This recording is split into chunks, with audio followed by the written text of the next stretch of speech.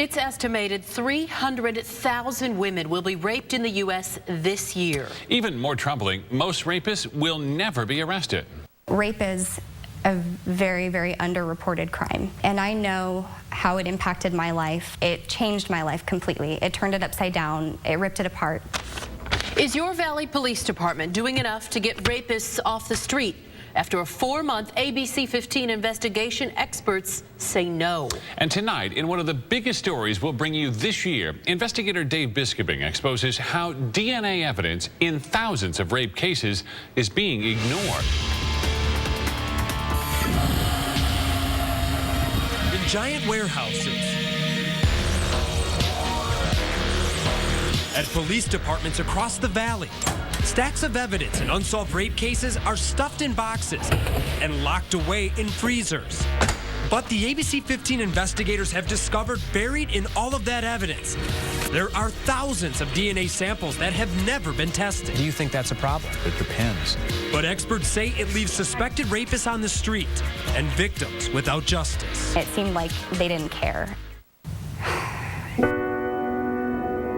Hillary Peel was brutally raped in her Tempe apartment. And a man broke in while I was in the shower. Did you ever see him? I opened the door to go into the hallway, and he was waiting for me. He threw a towel over my head so I couldn't see his face.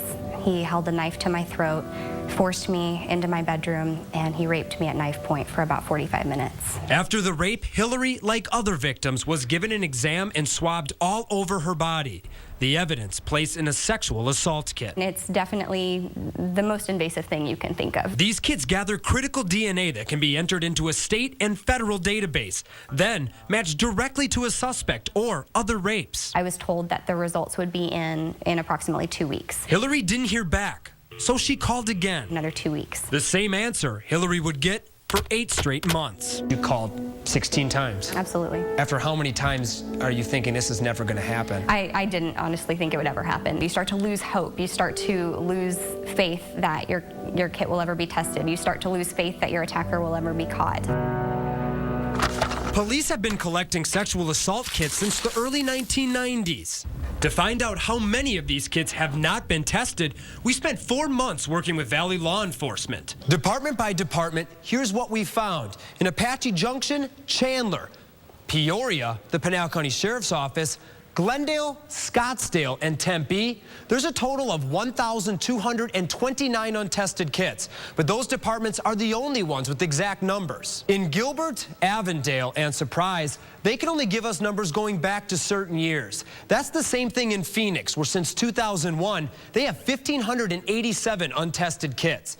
Added up, we found 2,996 untested kits. But we say at least, because that doesn't include Mesa and the Maricopa County Sheriff's Office. They wouldn't provide us with numbers. It makes me sick to my stomach that there are 2,000 people out there who came forward and reported their attack, and they don't have answers. Most survivors do not know their kit has been untested. Sarah Tofty is a national advocate who researches how police test rape DNA evidence. Untested kits are, for us, about lost justice for rape victims. When all criminals go to jail, their DNA is now taken and entered into the same databases as rape cases.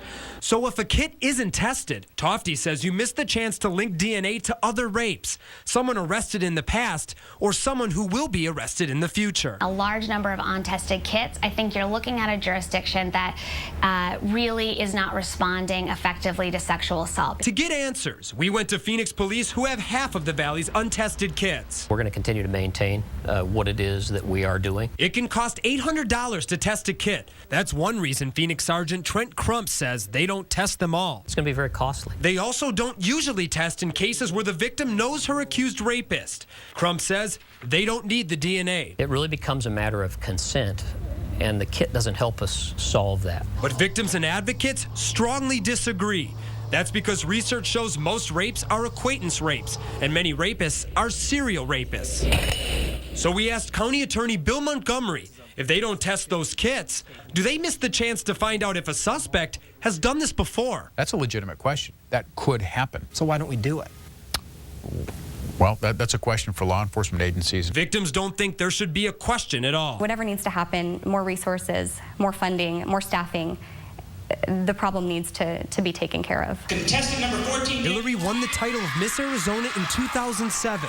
For her platform, she decided to speak about her unsolved rape. Every kit needs to be tested. She says her case is a terrifying example. When they finally tested your kit, what did they find? They did find a match from a previous rape case, so the police know that this man has raped at least one other person, and I say at least because again, I don't think you rape two people and then just stop. And I believe that there are more victims out there.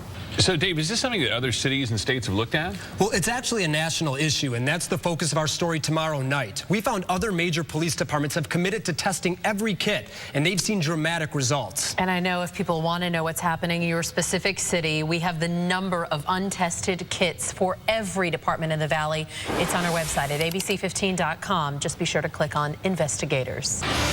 Stuffed in freezers at police departments across the Valley, there are thousands of rape cases with DNA evidence that has never been tested. ABC 15 investigator Dave Biscobing broke that story last night. And now he's exposing how it's part of a larger problem for Valley Police when it comes to solving sexual assaults. She was just hurting so much. Maria will never forget the moment she found her daughter Jamie after she was raped. There's just nothing I could do to comfort her. Looking back is not easy for Maria or for Jamie's aunt and grandmother. And they take her back in the room and rape her. Jamie Jurek was gang raped at this Mesa apartment complex by men she didn't know. Because they were wearing the bandanas. Check the case file. It gets worse. Jamie was 8.5 months pregnant. Put a gun to her. They also put a gun to her stomach. That was 11 years ago, and it became a cold case. But Mesa Sergeant Chuck Lyons and Detective George Beck say that changed instantly last year. They matched DNA to this man, who was in jail. For any crime that they're arrested for, taken to jail, that DNA swabs are being collected. That means if evidence from Jamie's case wasn't tested for DNA, there would have been no arrest and no conviction. Especially since Jamie didn't make it to trial. Thank God she didn't die that day. In some way, she did die that day. Jamie and her baby survived that night, but she slipped into a deep depression that would trouble her for years. 2 months before her rapist would go to trial, she died after overdosing on her medication. She was not here to tell her story, but the DNA did. Odise Hill will spend the next 90 years behind bars. In the Valley, what happened in Jamie's case is the exception, not the rule.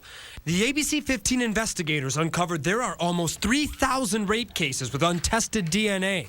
Experts say that leaves accused rapists on the street. Across the country, the FBI says the arrest rate for rapes is 25%. In Arizona, it's just 14. When we broke it down for the Valley, we found in the past 5 years, every police department fell below the national average for making arrests in reported sex assaults. Gilbert was the highest at 23%. The Maricopa County Sheriff's Office was the lowest at 6.6%. Sarah Tofty researches how police departments respond to sex crimes across the country. She specifically focuses on how they handle DNA evidence. An untested kit often means that the rape case wasn't taken particularly seriously by law enforcement. Tofty says the number of untested kits we uncovered may point to a larger problem in how police here investigate sex crimes. Most cities and states haven't really taken on this issue or reckoned with it. But Tofty says the police departments who have experienced dramatic results. They actually saw their arrest rate jump significantly. In New York City, police cleared its backlog and now test every kit that comes in.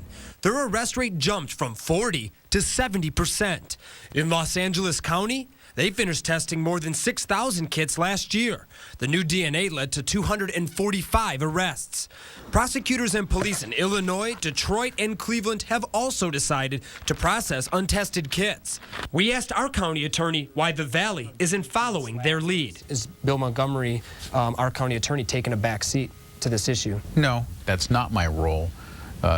Each municipality and their law enforcement agency and those that have crime labs, it's a decision for them to make whether or not they do it. But Phoenix police, who have the most untested kits in the Valley, don't think it's an issue. We would like to have that discretion. We know that it's been taken away in other states. This whole issue with it even being a question of whether or not you process a rape kit, I mean, why is that a question? In the rape of Maria's daughter, the suspects tried to erase any proof that they raped Jamie. And put her under scalding hot water try to get rid of the evidence. The smallest piece of evidence at a crime scene could lead to a potential suspect through DNA. It did in Jamie's case, and her family says it could in many others. Those forgotten people, somebody needs to speak for them. Like in this case, detectives tell us rapists often commit other crimes. So if they test these kits and don't get a DNA hit right away, they just wait for the suspect to get arrested for another crime and then put them away for good. Yeah, you would think they would want to do it just to build the database of DNA, because there's so many of these samples sitting out there that can't be matched with anything. Yeah, and bolster the cases as well. But first, we uncover a chilling twist about the baseline killer and his 9 murder victims. In an exclusive ABC15 investigation, we're raising the question, did 8 of those people have to die? Those 8 murders happened during the baseline killer's crime spree. Tonight, the terror is over. He's on death row. But we're asking you to look at the faces of these victims. As we reveal, there is DNA evidence, which some say could have stopped the killings, rapes, and robberies much sooner. It's a special ABC15 team investigation. And we begin with ABC15's Christopher Stein and the bombshell he's breaking in this investigation. This really could have and should have and very easily been prevented. Prevented, attorney Mark Victor says, if key evidence wasn't sitting in a crime lab freezer for months. They just simply dropped the ball. February 2006, detectives labeled this scene as crimes 17 and 18, dubbed the lunch truck murders. 2 dead. 1 was Alvin Hoag's wife. That was a shock for me. They just had twins. We decided to have one, and God blessed us with twins. What can I say? I was happy. His wife, Romelia Vargas, was shot in the head. She never even got to the hospital.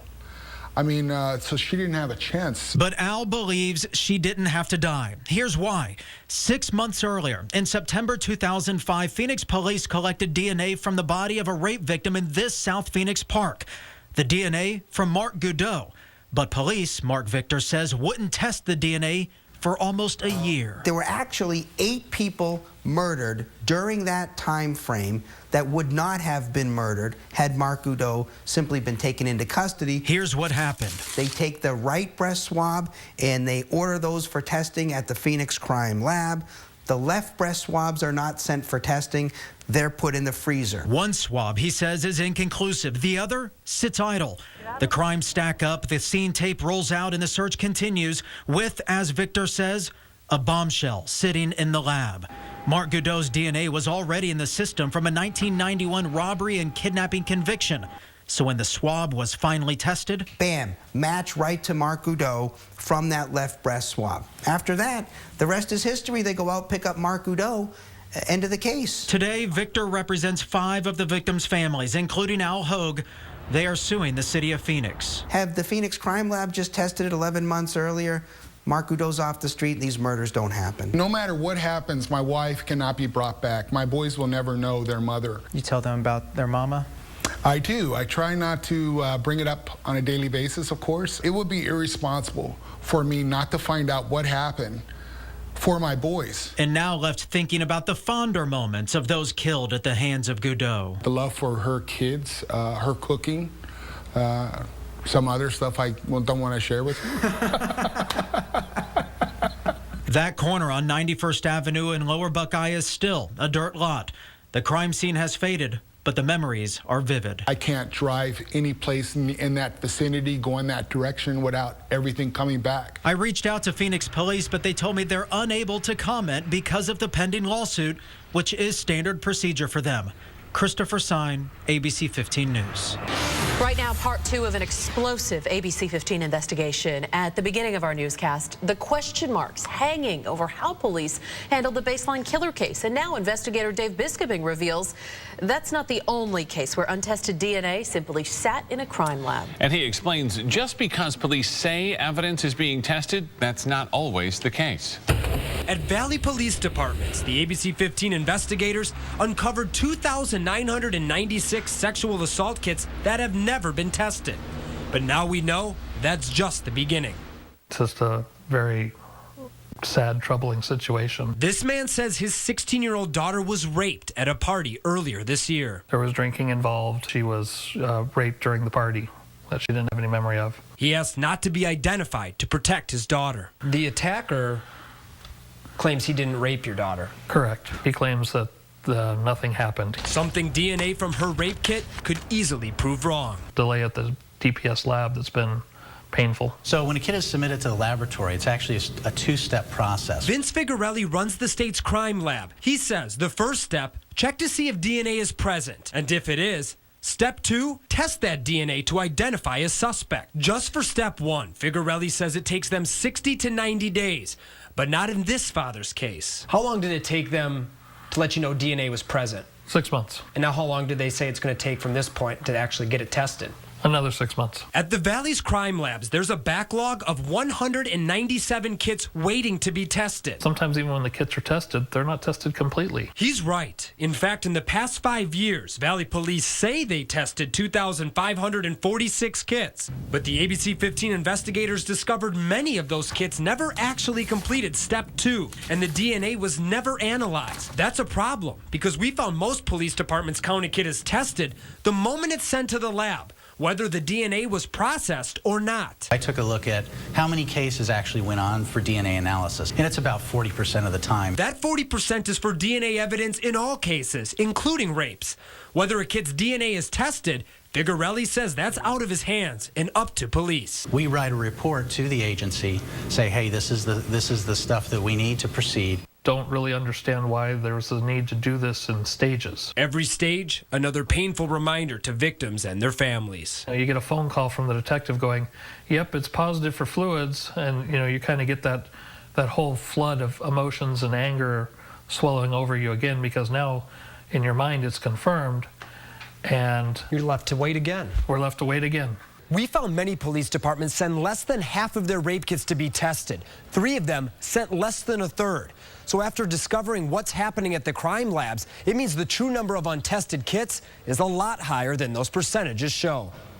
Cannot imagine what that's like as a parent. Yeah, and we've done so many stories about this. Other departments that have gone on to test all of those kits have solved crimes and gone on to prevent other ones as well. You understand their frustration in that case. Indeed. We have our entire investigation, by the way, plus numbers for each Valley Police Department on our website. Go to abc15.com/investigators. Tonight, a 4-month ABC15 investigation is getting you results. We uncovered Valley law enforcement has left thousands of rape kits untested, sitting in police storage. And tonight, ABC15 investigator Dave Biskobing shows you what's being done about it right now and what officials promise to do in the future to help rape victims get some justice. If we do make a mistake, let's correct it. Police officials do our best to ensure that we haven't overlooked anything. And lawmakers. This is very concerning to me. We need to look at that. Taking action after an ABC15 investigation exposed almost 3,000 sexual assault kits left untested in the Valley. For the first time ever, 5 police departments dedicated time and resources to figure out how many kits were never tested. In Glendale, police shut down their evidence room and did a hand count. And the Valley's largest department is taking a closer look to find out why they have so many untested kits. We requested a review by our detectives of all those cases. In Mesa, they're also reviewing to see if they should change to a policy to test all kits. And in Apache Junction, the chief says he's sending their untested kits to be analyzed. And it made us look at what we were doing. Chief Gerald Monahan heads a state commission on violence against women. He says his officers should test rape kits for DNA, whether an arrest is likely or not. There's value in considering case by case testing every kit. Most departments told us they don't test kits in acquaintance rapes when it becomes an issue of consent. But like most victims and advocates, Chief Monahan doesn't agree. That offender may have other victims out there that we're not aware of. To him, the bottom line is simple. We track criminals. We want to be aware of criminals' activity. So that's of value to us. And testing more kits is something the county attorney admits could lead to more arrests and prosecutions. We got one more conviction out of it because we were able to test one more kit. I think that's a good investment. That's why, after reviewing our findings, 2 lawmakers, Democrat Representative Katie Hobbs and Republican Senator Linda Gray, told us they're ready to take on this issue. What this backlog of DNA kits says is that your cases are not a priority for us. I think it is important to follow through. A common response we got from police, it's just too expensive to test more kits, and it's paid with taxpayer money. My answer to that is victims are taxpayers too. I wouldn't buy the idea that it's too expensive, an excuse of not enough money with the trauma that a woman goes through. I don't like us going down that route. Senator Gray says she's bringing our investigation to a national group of women lawmakers to examine this on a national scale. And Representative Hobbs says she's now considering every option. And I would definitely want to sit down and look at what's going to be the best way to address this issue. Right now, there is a federal law passing through Congress called the SAFER Act that would give extra money to police departments who want to get a handle on their rape kit backlogs. But that money is only for departments who want to get a handle on this issue. And here in the Valley, legislators and victims agree we have a long way to go. This is the fourth part in our series, and we are not stopping now. To see all the stats and responses, visit our website at abc15.com/investigators. The ABC15 investigators getting major results tonight affecting victims of sex crimes valley-wide. Dave Biskobing exposed untested DNA just sitting on shelves. Now, because he took action back in November, we're learning Phoenix police are getting to work and testing those rape kits, impacting thousands of cases. So does it assist us in solving crime? Absolutely. So it's very important. Phoenix Police Commander Sandra Renteria took over the Sex Crimes Bureau last August. After our investigation that exposed nearly 3,000 untested rape kits in the Valley, she had Phoenix detectives go back and check the department's old sex crime cases. Well, we went back to about 2001 and looked at 1,400 untested sexual assault kits. And we reviewed them to take a look at it to see if it's something that we should submit for analysis. Phoenix's untested kits are kept at this evidence warehouse. We're inside. The kits are stored in large freezers, stuffed in boxes, stacked high on shelves. And it's here we uncovered Phoenix police were storing almost 1,600 kits that had gone untested since 2001. Following our report, Phoenix sent 218 kits that had never been tested to the city's crime lab for the first time. They also significantly changed their protocols so that more kits will be tested in the future. The hope is being able to process those. It will help us either address or be able to solve a current crime, current sexual assault, or potentially a future one. In the past, police say they would typically only test kits in cases involving unknown suspects and victims who desired prosecution. But now, the department will also test kits in cases where the victim can't be contacted after the rape is reported and the suspect is unknown and used physical force or kidnapping. The victim doesn't desire prosecution, but the suspect is unknown and the circumstances indicate a plausible story. The victim can't be located after the reported rape, and the suspect appears to be targeting victims. The victim is unsure a rape has occurred, but the suspect denies sex occurred. More than anything, we formalized our process of when we are going to be submitting kits. The newly tested kits have not resulted in any new arrests yet. But while victims and advocates say Phoenix has taken a step in the right direction, critics say it's still not enough. When you're looking at a jurisdiction that is reporting a large number of untested kits, I think you're looking at a jurisdiction that really is not responding effectively to sexual assault. Sarah Tofty works with the Joyful Heart Foundation. She thinks all kits should be tested. That's because research shows most rapes are acquaintance rapes, and many rapists are serial rapists. So we asked our county attorney, Bill Montgomery, if they don't test those kits, do police miss the chance to find out if a suspect has done this before? That's a legitimate question. That could happen. So why don't we do it? Well, that's a question for law enforcement agencies. But Phoenix police still don't think every kit is worth testing. We're very comfortable that every kit that has any kind of evidentiary value to assist in the investigation, all of them are being tested. Untested kits are, for us, about lost justice for rape victims. Phoenix is still behind other major U.S. cities when it comes to this issue. In New York, L.A., and Detroit, police have cleared their entire rape kit backlogs. And in Colorado, lawmakers just passed a new law that would require every kit in the state to be tested. We also took our investigation to Arizona lawmakers, and a few told us they would consider addressing this issue this year. Unfortunately, they did not. I'm investigator Dave Biskobing, ABC 15 News.